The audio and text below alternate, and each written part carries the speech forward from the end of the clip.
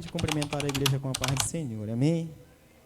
Vamos lá abrir as nossas Bíblias aí, os irmãos que têm, por gentileza. Livro de Eclesiastes, tá? Agora o pastor orientou aí onde era que se localizava, né? Creio que agora está mais fácil, tá? Eclesiastes, capítulo 12, versículo 1.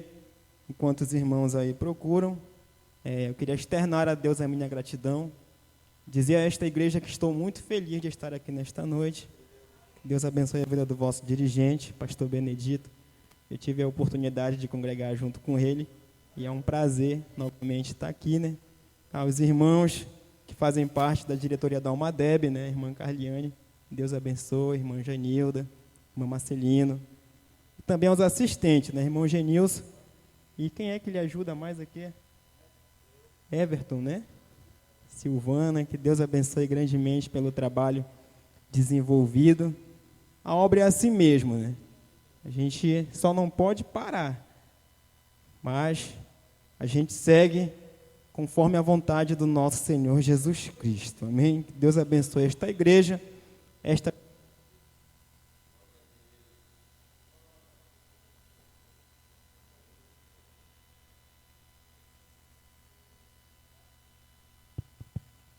acontece nas melhores famílias, né? Deus abençoe grandemente. Vamos lá. Eclesiastes, capítulo 12, versículo 1, diz assim: Lembra-te também do teu Criador nos dias da tua mocidade, antes que venham os dias maus e cheguem os anos dos quais venhas a dizer, não tenho neles contentamento. Meus irmãos podem sentar. Nós temos um texto aqui bastante lido, quando se trata de jovem, mas o Senhor, enquanto eu estive lendo este versículo, esta referência, este capítulo, o Senhor fez eu entender muito mais além e estender também aos nossos irmãos, né? Fiquei muito feliz quando o Lucas falou, quem é jovem aqui, os irmãos levantaram a mão aqui atrás, né? Eu ri, mas eu não estava zombando, tá? Eu estava alegre pelos irmãos ainda terem o vigor de se sentirem jovens, né? E quando nós lemos esse texto do capítulo 12 de Eclesiastes, o autor ele vem falar aquilo que é o tema do nosso culto, né? Lembra-te do teu Criador nos dias da tua mocidade. E o versículo 1, assim como os demais versículos, eu vou explicar aqui para os irmãos, para que vocês entendam. O autor ele vem apresentar duas realidades distintas aqui neste capítulo. A mocidade, obviamente, como é falado no início, e também o tempo da velhice. Ele vem retratar estes dois períodos. Ou seja, ele vem falar aqui dos dias bons, do dia em que o jovem, graças a Deus, ele ainda tem um bom condicionamento físico, ele ainda enxerga bem, ele ainda ouve bem, ele ainda tem todos os dentes, como diz a minha avó, não precisa de dentadura, ainda tem todos os dentes para poder comer bem, ou seja, está tudo alinhado, mas também aqui o autor ele vem relatar o tempo da velhice, que é quando começa a faltar a vista, né? A minha começou bem cedo.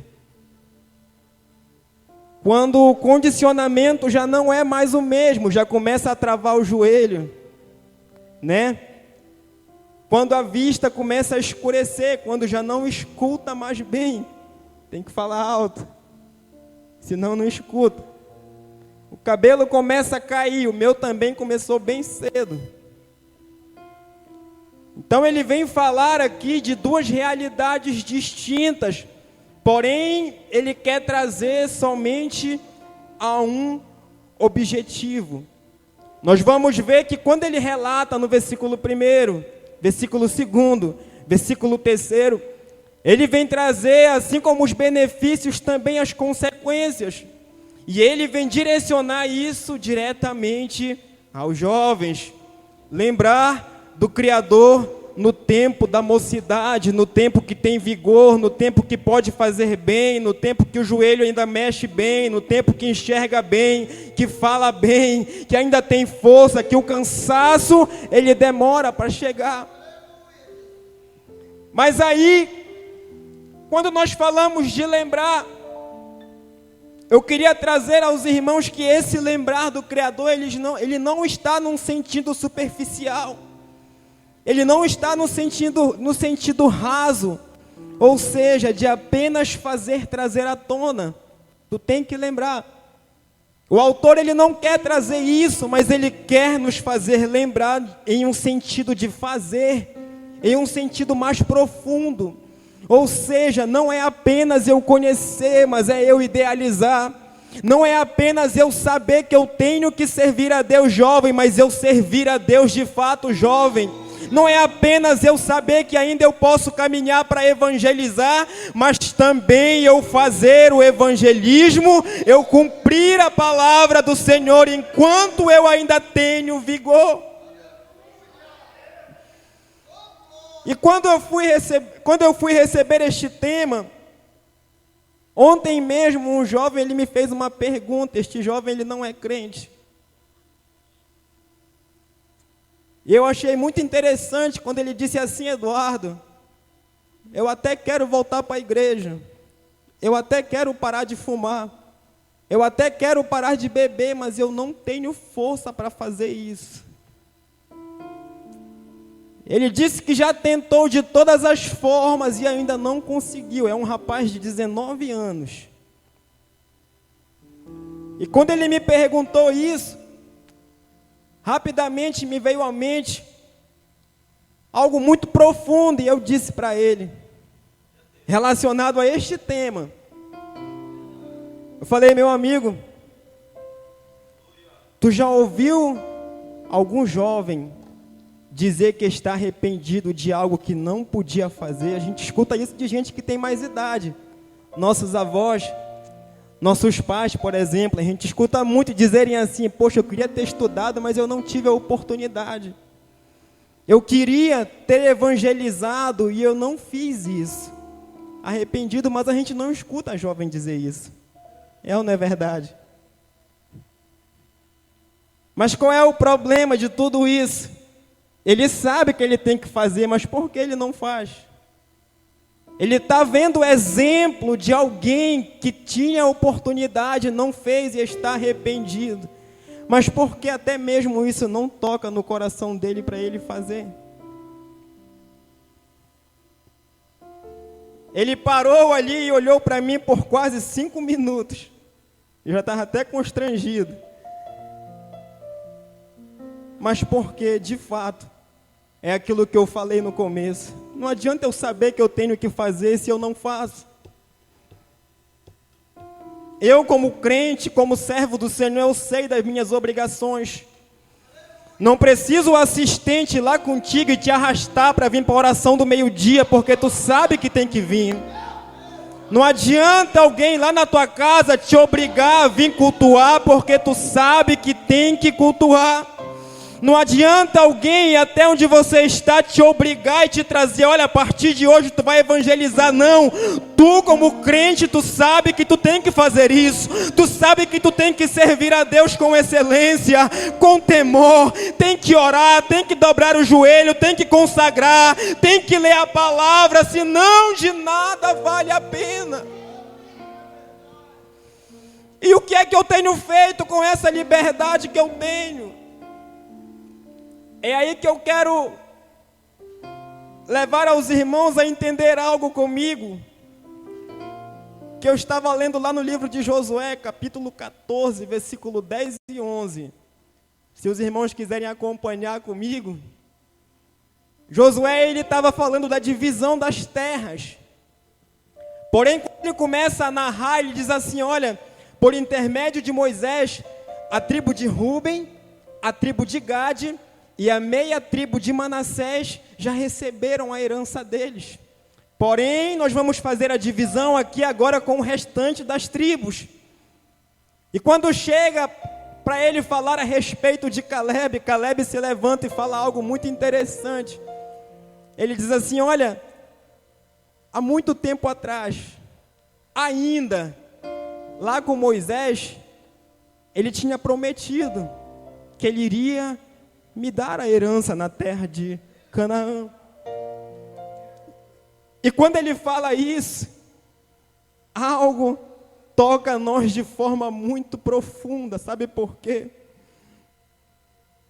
Porque ele diz assim: olha, o Senhor nos conservou com vida no deserto.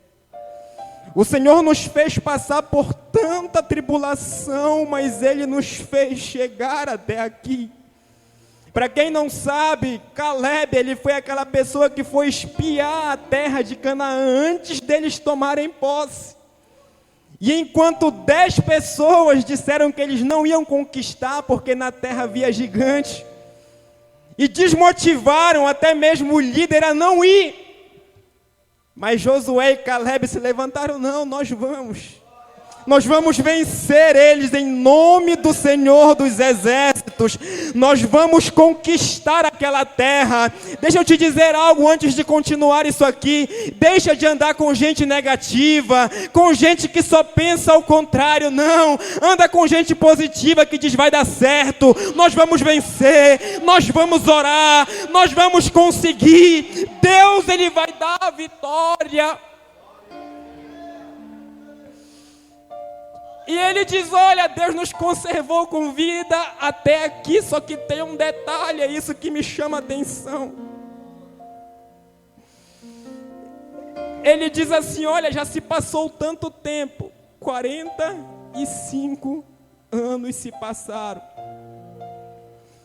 E naquele momento, quando ele fala isso, sabe com quantos anos ele estava? Ele estava com 85.